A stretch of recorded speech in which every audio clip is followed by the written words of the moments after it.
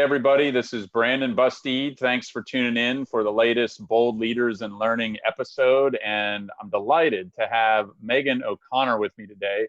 Megan is the entrepreneur in residence at Kaplan Test Prep, is a serial entrepreneur. And today we're going to be talking about reinventing and reimagining the gap year. But Megan, first of all, thank you for taking some time to join us today. Well, thank you for having me. This is fun to do. Yeah, I know we've spent a lot of time on video conferences with each other. We still haven't met live in real life, but at some point, maybe that will happen. I sure hope so. Yeah, in any event, good to have you on. First of all, I'm sure people would kind of love to know, like, what the heck is an entrepreneur in residence? Like, what does that mean exactly? Yeah, entrepreneur in residence is a fun job title. I will say I feel pretty lucky to have it. It feels a little bit made up or superhero-like, but entrepreneurs in residence have been happening for a long time at venture capital firms. And now it's the trend of them much more prevalent at big companies as well. And what it typically is somebody who's found a company in the past, had already had an exit from their startup, and is now working within a new ecosystem to think about ways to solve business problems with a startup mentality. So at Kaplan Test Prep, I'm doing exactly that, thinking about how can we use agile development and the typical, startup way to imagine new products that can live underneath the Kaplan umbrella. Very cool, and I'm sure some folks would probably like to know a little bit more about your background. You've already done a number of really fascinating things, so maybe just give us the 1 or 2 minute overview of your past history before entrepreneur in residence. Yeah, absolutely. Well, it's been about 5 months now that I've been here at Kaplan, which has been fantastic. But before that, I was the founder and CEO of a company called Clark, and we were cloud-based business management software for the tutoring industry. So imagine all of the software you could need to run your small business and educate students, both connect with them and their parents. So pretty, interesting SaaS software for the education industry that lived outside of K through 12 and had a pretty awesome team here in New York. And then before that, I've worked also in international ed tech as well. I was at an organization called Pencils of Promise before that and got to work in schools all over the globe. But excited now to be focused here on some of the issues that we're working on at Kaplan. Well, that's awesome. So, we'll dive into our topic of the day here. I think I've lost track, but essentially every major news outlet over the last 2 weeks has talked about gap year, right, as a conversation that a lot of students and parents are having all over the country. Obviously, there's a term that we've all had in our lexicon called the gap year for a while. That's not new. There's always been a marketplace of students that have taken gap years, and traditionally that's meant a travel year, right, either domestically or abroad. And so it's just been interesting to hear all the language about that. But just like, tell us a little bit about what has the traditional gap year been, right? And then in the age of a pandemic, what is it quickly transitioning to, right? Because global travel is still shut down, and so the idea of an actual physical travel gap year is probably not possible for the near term. So tell us a little bit about that. Yeah, and I have to say, what a crazy time to be a graduating high school senior right now. You missed out on prom, you missed out likely on your in-person graduation, you're taking AP exams online, and you're having a very different experience than you were planning on for this May. The traditional gap year market has always been there, and it's been one that has largely been travel and location based, meaning that a student would be accepted into a university, take that acceptance, but defer it for a year because they might be a little burnt out from their high school experience, or they wanted to get some real world experience before going heads deep into, college preparations. So gap years in the past have looked like traveling abroad, maybe volunteering, maybe getting a couple different experiences with a couple different nonprofit organizations, or even doing an exchange program with a university that's just not in the country that you are planning on going full time. But they all very much have been location and travel based. Now that we live in a world where we really can't go anywhere and we're all spending most of our days like we are right now in a Zoom chat room, the idea of a gap year is something very, very different. And what's interesting is that all eyes are on the gap year because the students are taking a look at what's going to happen next fall and trying to decide what's the best path forward for them. So if you're a graduating senior, what you're doing right now is you're trying to decide, am I going to go to university in the fall if it's online? Your parents are thinking about the financial implications. Are they going to be paying full tuition rates for an online experience? You're sitting around waiting to decide if you want to have an online experience going through your university and kicking it off that way, or if you maybe want to take some time off and wait for that experience to transition to back into the dorms and what you had imagined when you were applying.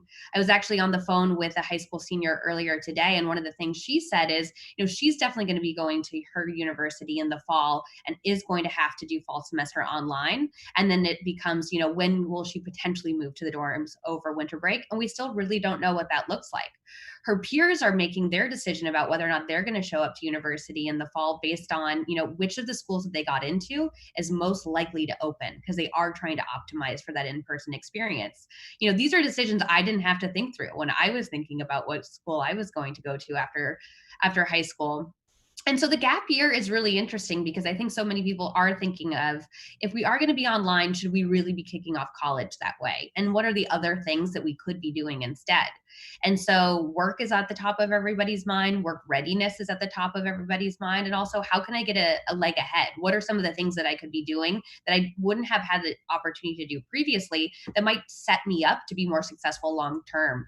And so thinking about how to leverage this time opportunistically.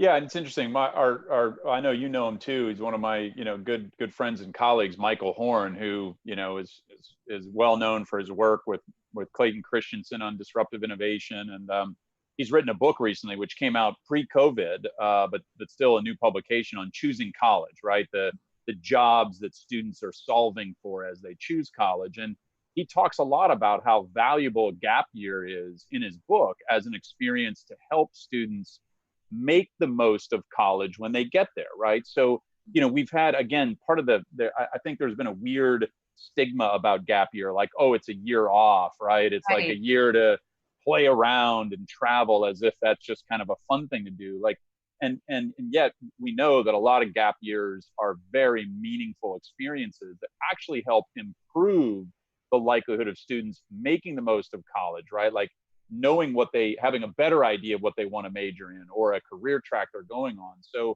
maybe talk a little bit about that, right? Like, as a year that helps improve college, as opposed to like, oh, I'm not ready yet, and I'm just gonna hold off. And if I have the ability to do it, I'm just gonna go have fun for the year, right? Yeah, exactly. I think that taking this time off can have huge positive implications on how this student will progress over time. There's a lot of, social mobility implications if in picking a major right when you walk into a university, because you're going to end up picking a major that you've been exposed to the jobs related to that major in your time growing up.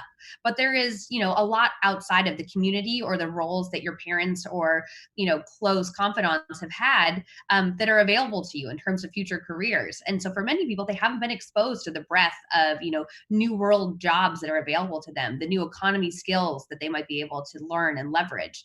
And so the time that you can take off can actually open up your eyes to the breadth of jobs and careers that are out there. And it helps you relate to, what have I been good at in the past and how does that equal a potential career in the future? Taking time off, I think, helps you understand what the economy looks like. It helps you look a little bit differently in terms of what market opportunities they are. And it also has proven to show like an entrepreneurial spirit in students as well. So thinking through not just following paths that have been predetermined for you, because that's a lot of what high school is, right? You study hard, you take tests, you get good scores, you apply, you get into college. That's a pretty formulaic process to go through. If you can take a beat before jumping into studying hard in college, you can think very differently and a lot more creatively about, where you might want to end up.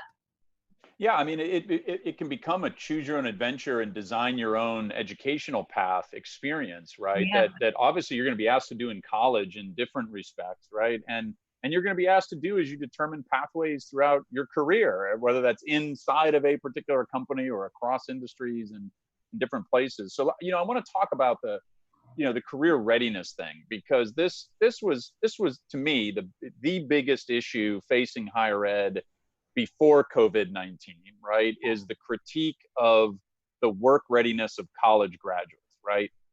In fact, no one believes college graduates are well prepared for success in the workplace. This comes from tons of research. I was involved with at Gallup, and 11% of C-level business executives strongly agree college graduates are well prepared for success in the workplace. Yeah, that number stood out to 11%, me so right? much. I Yes. mean, boom, right? And by the way, the American public doesn't think much more highly about it. About 13% of the general population feels the same way. So, here we are. We think of college as this pathway to a great career, right?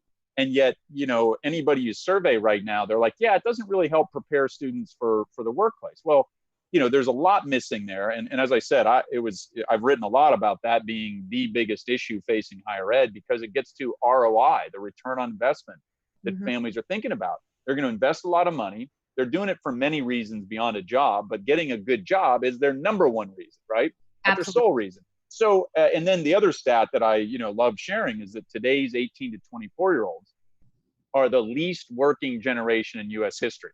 So that is, they've had less experience working, period, any way you measure it, right, over the last 65 years that we have data worth of measurement, right? And so, so in thinking about the gap year opportunities around that, that's where I think I've been so excited about the work you've been leading in reimagining gap year through what you just announced 48 hours ago in this Boost Year program. So just tell us a little bit about what it is, and then maybe comment on why it's really at the core geared around this work readiness issue.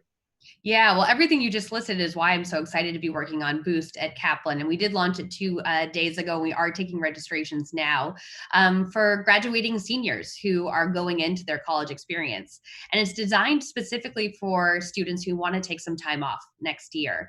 And the program itself is basically reimagining the traditional gap year, but also the internship into one. And so it's an innovative program that better prepares students for their academic and career journeys. It has 3 phases to it, and all 3 phases are really around understanding what types of careers are out there, demystifying the connection between entry level jobs and career paths. So you can figure out, how do I start at step one of what will inevitably be a career in marketing, business, politics, engineering, you name it, and helping students understand, how can I start my college experience with the end in mind? What are the things that I know about myself and my interests, and how can that help shape my educational path?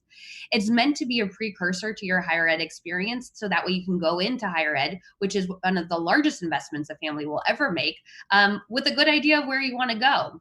That's not to say that you can't change your mind. You very much can, but it's the idea is that we can be much more thoughtful purchase decision makers around what we do at higher ed, what majors we pick, what classes we take. I mean, I don't know about you, Brandon, but I started to understand what I wanted to be when I grew up, more like junior or senior year. And that's after I'd already taken way too many courses that had nothing to do with that, because I was, deciding that along the way and really learning about jobs for the first time a little late in the game. So the idea is to give students exposure early. Throughout the program, you assess your own skills and your own interests, because it's important for students to feel intrinsically connected to what they're going to be working hard on. We have work readiness projects that allow you to see what it's like to live those careers out in the real world within some leading companies. We're going to be able to talk a little bit more about what those amazing companies are soon. And then apply it, figuring out, now that you've learned a lot about what the working world looks like, how do you apply it to your next steps? What classes are you going to take? What internships are you going to target? What skills are you going to try to hone, so you can be a successful graduate from college entering the workforce? And we can change that stat you just said about being the least working generation. The thing I just keep coming back to over and over again is the idea is there's such a small inflection point between high school and college, 3 months max. And you're also about to spend, a considerable amount of money in order to go into college. So to do it without having a deep understanding of where you might want to go, I think is just really irresponsible at this point, given all the abilities we have to prepare students with work readiness. Yeah, it's interesting. We got a question from Dan, who's live with us on the feed, who's asking a really good question around. And by the way, this applies to internships too, right? We know how valuable internships are, but we also know, for example, that there's a lot of unpaid internships out there, Yeah. and that there's a lot of students who just simply can't afford to do that. So his question is really about, what are the thoughts on how affluence changes who can and can't take a gap year, right? How we serve students who might be interested in this or could benefit greatly from it, from underserved communities. And I know, the part of the design that you and the team thought through was, that this boost year, in terms of the core program that students are involved in, might take about 20 hours a week of their time. You designed it that way so that there would be a balance for opportunities to continue working part-time, think about taking some online courses in addition to the boost year program. To what degree was that design part of helping think about, the broad constituents that we want to try to serve through this offering? That was a huge factor in our planning and putting this product together, because the internship opportunities that are available to students typically come through their network. So it's, do my parents know somebody at a company that is of interest to me and I might want to learn from? Is there somebody in my network that can connect me to that internship? And so what we wanted to do is give all students like a backstage pass to what it looks like to work at some of the leading companies. And what's interesting is that what you're going to get to do with Boost is way better than a regular internship, because an internship is actually kind of hard for a manager to navigate. It involves doing probably a lot of, tasks that are below your pay grade. And what we're doing here in Boost is showing, this is what it really looks like to work here. So you're getting better access in terms of seeing the real world work. The tuition for Boost was targeted specifically so we could bring in a wide group of students and have them see what this work experience looks like, and not have to just leverage a warm connection in order to get in. And I think that when we think about internships long term and the fact that so many of them are unpaid, you have to really think about like, what's the ROI on that time? I can tell you the ROI on a student's time spent in Boost is going to be, I have a firm understanding of what it means to be at multiple different levels within a big organization, and I understand the pathway to get there. And that's what we're hoping for all internships. And so by taking Boost, you can get that access that you wouldn't have otherwise. Yeah, that's great. For those of you, I'm going to follow up on that question, just to do a quick check-in. Those of you who are joining us, I'm with Megan O'Connor, entrepreneur in residence at Kaplan Test Prep. We're talking about reimagining the gap year. It's great to see some of you online here: Kevin Tyler, Brooke Allman, Victoria Wilson Crane, Arshad Mahmood, who I just talked to yesterday. Anyway, on this, to me, I think my favorite part of this is this idea that it's not just reinventing the gap year, but reinventing the concept of internship, as you described, right? Like, this isn't an internship; it's a work integrated learning opportunity where you're going to get to connect with real companies, people in real jobs. You're going to do projects designed by those organizations, but it's going to be in a thoughtful, curated way. And I remember I had a couple of great internships, and I had ones where I was doing the proverbial, go get the coffee and go make these photocopies and all that kind of stuff. So anyway, one of the questions we just got from Ken is about, who this is targeted for, right? So he's asking, is this just for recent high school grads? Do you recommend a gap year in the middle of college? I know we've heard from students across the spectrum, and in fact, we've heard from a couple of colleges who want to provide a version of this to their graduating college seniors, who they're worried about being in a horrible job market and want to provide. So just tell us a little bit about who it's designed for, what it might apply to in terms of the student. Yeah, the exciting thing is, since we brought Boost to market, we are hearing from a lot of universities, parents, lots of groups, that this type of curriculum is something that is applicable to many different students at different stages. And that's definitely our long-term plans at Kaplan, is to provide all of those different verticals and groups with a Boost offering. The Boost term that we're offering for Boost here this coming fall is specifically for high school graduates who are going into what would be freshman year of college, and they're going to take some time off before enrollment. We are also partnering with universities who are thinking, if there are going to be students who are going to be taking some time off, let's work collaboratively about how they can get this, career readiness curriculum and then enter back into the university with that understanding come spring or the subsequent fall semester. The cool thing is that, there are a fair amount of sophomores who are interested in this curriculum as well. And it makes a lot of sense because, some schools you haven't yet picked your major by sophomore year, and it's okay to get the exposure. So I would say, the main thing you want to control for with joining a Boost program is like, can we help open your eyes to what types of courses, majors, and internships, and just really skills you want to hone? And, any time is really the right time to opt into that level of self-reflection. The great thing is it will kick off your higher ed experience on the right foot. Yeah, and I was disappointed to learn that I couldn't enroll my third and fourth graders. So I'm looking forward to the elementary school Boost. I think a lot of parents right now are too. Yeah, we're ready to sign up here. It's for sure. So, tell us a little bit about, what the design is in terms of how students will be part of this, right? I mean, I get the idea that there's going to be a combination of interactions with, people in real roles and real companies, work integrated projects, but like, is this all asynchronous? Is it going to be a combination of things? Like, take me into a bit of the student experience of this. Yeah, so it is a 3-month program that starts in September and runs through December. And it's got synchronous and asynchronous components to it. There's collaboration with your peers, and there's collaboration with the companies who are participating in the program as well. And I promise we're going to be able to talk about those very soon. So what you're going to see is that you're going to do some independent work at home. It's about 20 hours a week. So students can have part-time jobs or take credit-bearing classes with some of our partners during that time.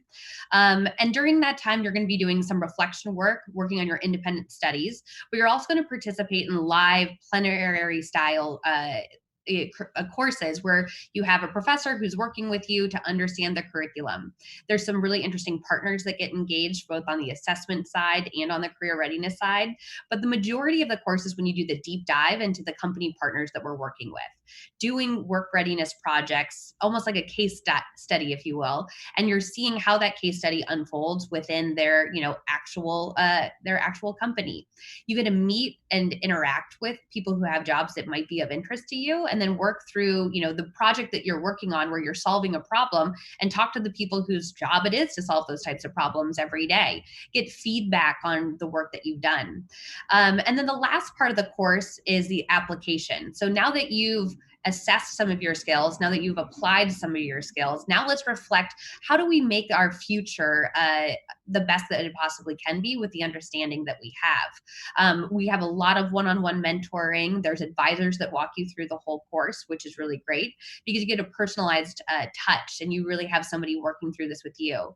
The goal is not to get like an A+ and finish some sort of capstone project. The goal is to have a deep understanding and who am I and what do I want to do with my future in higher ed. So the winning here is really around self-reflection, which I think is so important. You can also definitely parlay this into some of the other partner opportunities that we have for the spring. We're going to be making some more announcements about that over the course of this summer, but subsequent internships or in-person experiences that you can have with the companies that we're working with. Yes, it will be online. Most of the world will also be online this fall, but I can say it'll be one of the more real world experiences that you'll have while being online. Yeah, and I like the idea. I know the plan is to have cohorts of students that are going to be, fairly intimate groups in terms Yeah. of, how they're cohorted. So, there will be a chance, obviously, to build relationships in that process. And I'm always reminded, going back to my days at Gallup when we were involved in doing alumni outcome studies with universities all over the country. And one of the single most important questions about your college experience is whether you felt like you had a mentor who encouraged your goals and dreams. Very strongly worded statement. Only about 2 out of 10 college graduates in the United States strongly agree to that question. The reason why I bring it up is because of all the universities that we ever measured, the one that was the highest on that percentage among their graduates happened to be an entirely online university. Yeah. Go, what? How is that even possible? Well, the first lesson is do not judge a book by its cover. The second one is when you uncover the model underneath that hood, you realize why. They had a one-to-one advising model where they connected with the same person once a week. So from the time I matriculate to the time I graduate, I'm matched with, if you are my advisor, Megan, and you and I connect on, video, Skype, Zoom, whatever the medium is. So in any event, I see a very promising future for very engaging human online interaction experiences. Most students, of course, this spring haven't really experienced that. They've experienced Zoom calls, Right. but they haven't really experienced the full thing. So maybe as a transition, I'm kind of curious, Boost and beyond, where does education, higher education, and work go to after COVID, right? And I don't even know if you can make this statement. Like I hear all these people talking about, well, post COVID, I don't know if it's actually going to have a proper end, right? We're never going to probably have a full return to normalcy. Let's just say the pandemic has largely subsided, or we have, gotten a vaccine in a substantial enough way where we get that. Where do things go after that? It's a really good question. I think a lot of people are thinking about that right now. At least, one or two great articles a day come out about that. But I think what's important to remember is that Kaplan was working on programs like Boost before all of this happened, because we were already hearing from parents and students that work readiness was something that they were lacking from their higher ed experience. And the, stats that you mentioned at the start of our conversation around how employers were feeling about, the quality of the applicants they were receiving in terms of their ability to start on day one and be a successful contributor to the company were pretty low. So I think we're going to keep following that trend. I think that families and students are going to be thinking about skills in the way that they used to be thinking about grades. And they're going to think about collecting those skills and creating, a new type of resume, which is I have experience in these things, which is proven I'm proficient in these types of skills. And those skills actually equal jobs, and jobs equal careers. So I think we'll spend a lot more time mapping pathways and thinking about alternative ways to get to the same outcome through pathways. I think higher ed is going to put a lot of attention on, how are we helping our students prepare for entering the workforce? The interesting thing about, graduating is that's where historically around that time is when people have had the inflection moment of like, okay, what do I want to be when I grow up? I think people are going to have a much better understanding of, what they're good at and where they want to go at a younger age. And I think that higher ed will better collaborate with the actual market in terms of where students can actually get jobs post graduation. You're going to see companies take a larger role in educating students, even if it's not for an internship, but just letting them know like these are the type of new economy skills that are coming out of this company. We're eager to continue to innovate in many different areas, and we're hopeful that like you'll continue to learn in those same areas so we can match those things up come graduation. Yep. But yeah, now that we've seen, what type of learning can be unlocked with online, I think that there's going to be a lot more diverse paths that students take. The one thing that I do know is that students still are going to really crave, cohorts, connection, peers, camaraderie, some of the stuff that you were just mentioning. And that's definitely why we are creating these, groups within Boost so people can have peers that they move through. That I don't think will ever go away. People's deep desire to make those connections and networks. And I think what's interesting is those networks can now mass a much greater distance. You don't have to be in the same dorm room to create a network. You can be in different states or even different countries, and that can still become part of your choral community that supports you into entering your professional career. Yep. Yeah, I like your expression of acquiring skills, not just grades, right? And coming up with a portfolio that really demonstrates experiences, right, in various ways, or projects that have been completed. I mean, it really like there's certainly high schools out there like the New Tech Highs and the P-Techs and others who have really embraced project-based learning and are thinking about, student portfolios as opposed to just grades and test Yeah. scores. But fundamentally, we're still talking about a big shift around the acquiring skills, not just, focus on grades and tests. So I think you're right, that that's heading there, but there's still a big shift around that. And one of the articles I wrote a week or two ago was about the concept of producing triple threat graduates, right? And the idea was, play on the triple threat basketball. In basketball, right, you're in position where you can either dribble or pass or shoot, hence the triple threat. But triple threat education analogy is a student who graduates with having done multiple long-term projects where they can demonstrate that in a portfolio. They have an industry recognized credential, right? So there's the specific skill, and they've had some sort of work experience, whether we want to call it an internship, a co-op, whatever, where they could apply what they were learning in the classroom. And like, Yeah. look, I think there's no reason why 100% of students who graduate from a college. If I was a college president today, it would make it, you couldn't graduate from my university without having hit those three key markers. But Mm-hmm. like, as generally simple as those things sound, less than a third of graduates are hitting the mark on the internship or the long-term project. And it's in the single digits who are getting an industry recognized credential in college. So like, Yeah. is it really gonna speed up that thinking, or are we still just gonna see it evolve slowly over time? No, I think this will be, one of the great features that comes out of this bug in, the pause that we're having right now in our lives. I think this will 100% speed that up.